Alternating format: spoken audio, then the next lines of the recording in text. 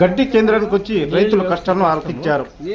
DL Shubha Kalyan, CS Prabhu, AC Goturu Shivappa, తహసీల్దార్ Santosh Kumar, EO Janakiram, veterinary doctor Varakirappa తదితరులు పాల్గొన్నారు.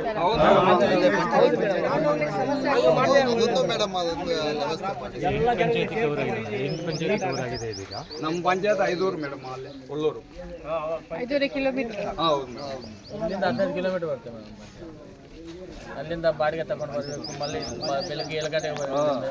ಇವಾಗ 6 ಗಂಟೆ ಆಗುತ್ತೆ. ಇಲ್ಲಿಂದ ಕುಡಿಯೋಕೆ ನೀರಿಲ್ಲ. ಬೆಳಗ್ಗೆಯಿಂದ 5 ಬಾಟಲ್ ನೀರು, ಕುಡಿಯೋ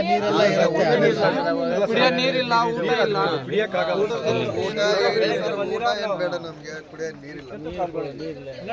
ಇದರಲ್ಲಿ ವಾಟರ್ ಬಾಟಲ್, ಇದು ಕ್ಯಾನಲ್ಲಿ ನೀರು ಸಿಗ್ತದೆ. ಡೈಲಿ ನೀರು ಕ್ಯಾನಲ್ಲಿ